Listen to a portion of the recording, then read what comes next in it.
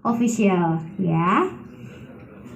Di situ ada Forever Healthy Indonesia Official ya, dan di situ ada video-video mengenai testimoni juga ada gitu ya. Nanti juga Bapak Ibu bisa kalau mau share di YouTube juga lebih keren ya. Oke, kalau begitu kita langsung mulai saja ya. Nanti Bapak Ibu bisa bertanya mengenai manfaat puasa, apa sih dikaitkan dengan flavanol, apa sih korelasinya gitu ya. Langsung saja kita langsung panggil ya dokter kesayangan kita, Dokter Winda.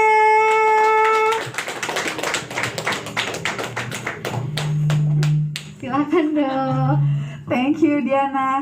Semangat. Jangan sampai nanti dikira orang nggak puasa. Ya, oke. Sebelumnya saya mau ngucapin selamat berpuasa buat yang berpuasa ya. Semoga lancar-lancar puasanya. Dan amalnya semua bisa menjadi berkah ya. Oke. Karena kita puasa, jadi kita juga topiknya tentang puasa hari ini ya. Puasa bersama flavanol. Sejauh ini ada yang nggak lancar puasanya? Belum ya. Ya Allah, masa baru berapa hari udah nggak lancar ya. Gimana lagi nanti di belakang? Aduh. Kalau cewek enak mah alasannya ya. lagi nggak bisa, lagi halangan. Kalau bapak-bapak nggak bisa ya. Awas aja nanti saya ketemu di bawah ya. Lagi di pojokan. Oke. Kalau kita ngomongin puasa itu udah terkenal banget tuh bermanfaat buat kesehatan. Bagus untuk kesehatan, tidak hanya sekadar untuk ibadah, tapi bagus juga untuk kesehatan. Bisa bagus untuk membantu kita mencegah diabetes ya. Membantu juga bahkan untuk menurunkan berat badan. Makanya jangan heran biasanya yang puasa tuh pada turun berat badannya. Tapi begitu lebaran naik lagi, ya kan? Terus juga bisa membantu bahkan meningkatkan kesehatan jantung loh. Ya karena biasanya kalau kita berpuasa, makan kita memang cenderung lebih terkontrol. Jadi bagus untuk kesehatan jantung kita juga. Bagus untuk mencegah penyakit neurodegeneratif, bisa juga menurunkan resiko kanker ternyata. Ya, bisa membantu meredakan stres. Terus sama juga bermanfaat untuk kecantikan. Kok bisa? Nah, ini kita bahas satu-satu ya. Mulai dari mencegah diabetes. Kalau kita berpuasa, itu dia kan kita otomatis terbatasi untuk asupan kalori kita. Dengan begini, itu akan membuat gula darah kita tuh nggak langsung cepat naik. Otomatis kerja insulin kita juga jadi lebih ringan. Sehingga kejadian yang namanya resistensi terhadap insulin itu bisa lebih diminimalisir. Kalau kita konsumsi flavanol, itu justru terjadi yang namanya protektif. Ternyata dia juga kalau kita konsumsi, bandingkan dengan mengkonsumsi flavanol ya, itu juga dia ternyata punya sifat yang protektif terhadap kerusakan dari sel beta, di mana sel beta inilah nanti yang akan menghasilkan insulin. Kalau sel betanya terlindungi, produksi insulinnya bagus, gitu ya. Dan juga dia itu bisa menghambat transporter glukosa di mukosa usus supaya kalau kita konsumsi gula itu nggak cepet banget terserap glukosanya, gulanya. Jadi gulanya itu kita nggak cepet naik. Gitu ya. Makanya kenapa kadang-kadang selalu yang lebih sering saya anjurkan, kapan sih paling ideal kita mengkonsumsi flavanol? Sebenarnya kalau mau paling ideal justru sebelum makan. Kenapa? Karena ini, manfaat ini. Ya, supaya membantu untuk membatasi penyerapan gulanya. Gitu ya. Jadi biar gulanya nggak cepat tinggi. Jadi sama-sama bisa membantu untuk mencegah diabetes. Lalu juga bisa membantu untuk menurunkan berat badan. Ya. Kalau kita puasa, otomatis kita biasanya kalau kita berpuasa kan tetap beraktivitas ya. Berarti artinya apa? Dengan metabolisme yang sama, pengeluaran kalori yang sama, tapi masuknya asupannya lebih sedikit. Sehingga ada selisih, defisit kalori ya. Sehingga defisit kalori ini membuat makanya turun berat badan. Sama halnya dengan kalau kita konsumsi flavanol. Kalau kita konsumsi flavanol itu dia kebalikannya kerjanya. Dia lebih ke meningkatkan metabolismenya. Walaupun asupannya sama, tapi metabolismenya naik, yang keluar jadi lebih banyak.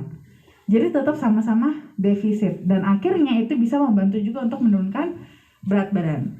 Bahkan kalau dari hasil penelitiannya, Kita kalau konsumsi katekin 690 mg per hari selama 12 minggu, itu berarti kira-kira 3 bulan ya. Itu bisa mengurangi total berat badan kita tuh kurang lebih 3 kg. Dengan juga bisa mengurangi lingkar pinggang kurang lebih 3,3 cm. Jadi banyak orang yang terlihat badannya sih ideal, tapi buncit. Ya, hati-hati juga. Ini biasanya paling sering bapak-bapak nih. Ya, langsung pegang-pegang perut.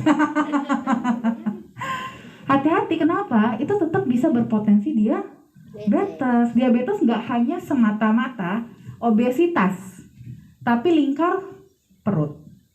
Ya. Dan juga kadar lemak tubuhnya itu bisa berkurang sampai 1,5 kilogram, ya. Nah, lalu juga dia ternyata tadi kan kita berpuasa juga bisa meningkatkan kesehatan jantung. Kenapa?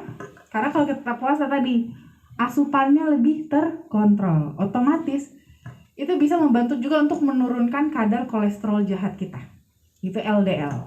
Nah, kalau LDL kita turun, HDL kita bisa naik ya, trigliserida kita turun, otomatis itu bagus untuk jantung kita. Sama halnya dengan kalau kita mengkonsumsi flavanol. Kalau kita konsumsi flavanol, itu kita pembuluh darah kita terbuka. Peredaran darah kita jadi lebih lancar.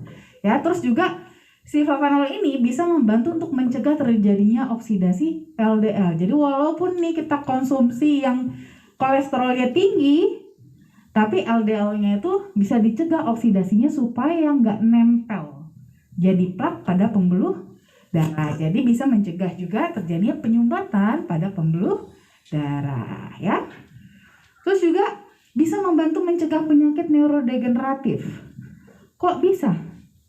Ternyata kalau kita berpuasa, itu kalau kita ngomongin penyakit neurodegeneratif itu biasanya banyak hubungannya dengan persyarafan, ya.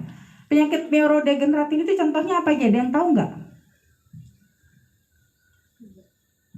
Contoh penyakit neurodegeneratif: Alzheimer, saraf kejepit kurang pas, Parkinson.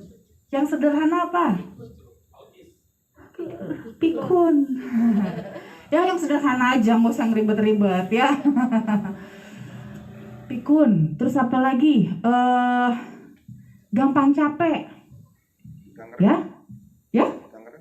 Gangren bukan. Kalau gangren itu komplikasi dari diabetes. Penyakit degeneratif itu artinya dia gagal bertumbuh. Berarti terjadi penurunan. Jadi yang sifatnya makin tua makin menurun, tapi hubungannya dengan neuron, saraf. Nah, makanya tadi apa contohnya? Makin lama makin menurun apa? Otak. Ya, nggak cuma pikun sih sebenarnya, bisa pikun, bisa juga intelektualitas, ya. Mungkin ibaratnya dulu kita jago banget matematikanya, sekarang udah mulai agak-agak melambat nih ngitung duit. Aduh, apa, gimana? Nah, gitu kan? Itu namanya, itu salah satu contoh neurodegeneratif. Hitung dulu cepat ya, Bu. Mau umur berapa juga cepat ya. Gitu, ya. Terus ibaratnya termasuk juga apa namanya? Otot. Otot kan hubungannya juga persyarafan kan.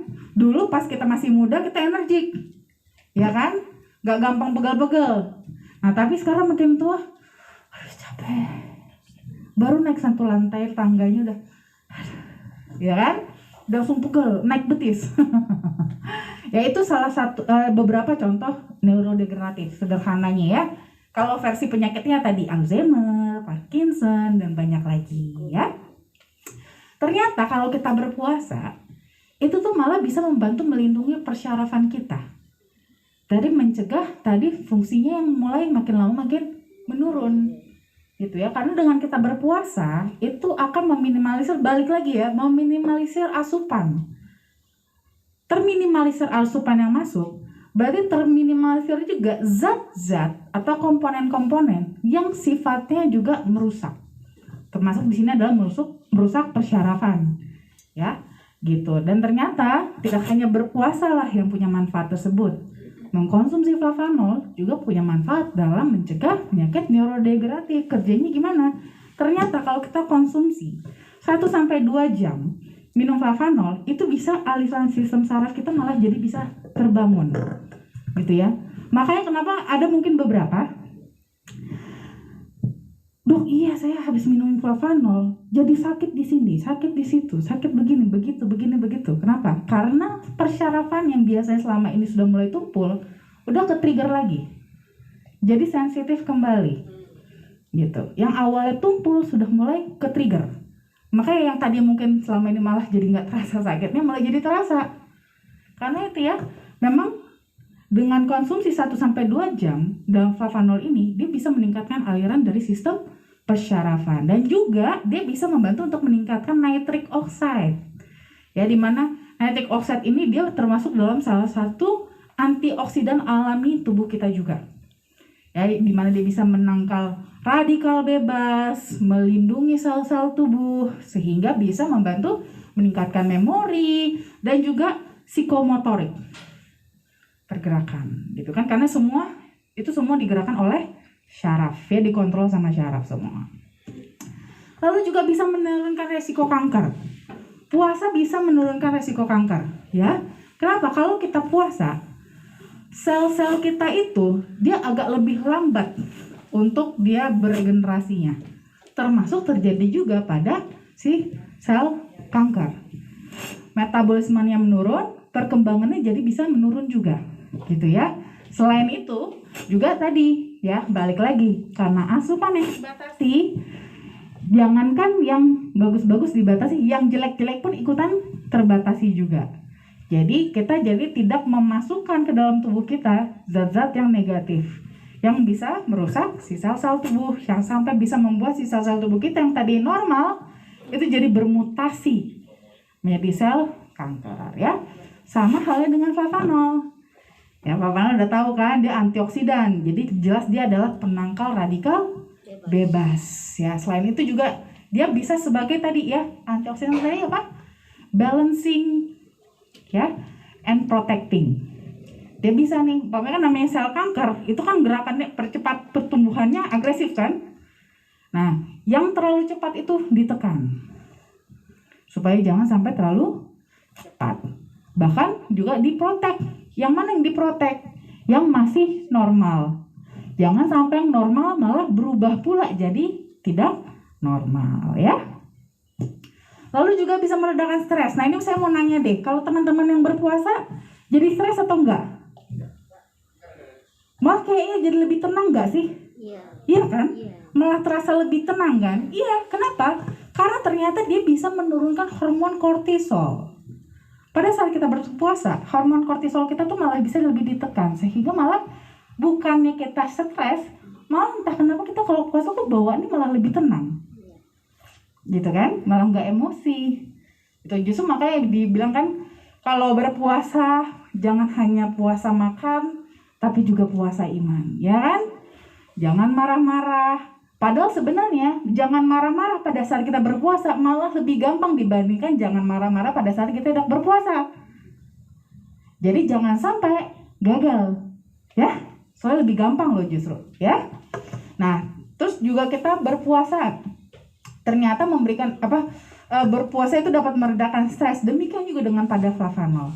Kalau kita konsumsi flavanol, itu dia punya, karena di coklat ya, itu dia punya namanya tuh zat triptofan ya. Senyawa triptofannya itu terkenal untuk mood booster, jadi bisa sebagai antidepresan alami ya, sehingga otomatis ya bisa ngurangin stres, kecemasan yang berlebihan ya, moodnya jadi lebih bagus, emosinya lebih bagus, bahkan bisa malah cenderung lebih happy karena hormon serotonin dan endorfinnya itu malah meningkat gitu ya. Jadi kalau dengan begitu kita jadi lebih rileks, pikiran kita lebih positif, lebih bahagia ya. Dan juga bagus untuk kecantikan.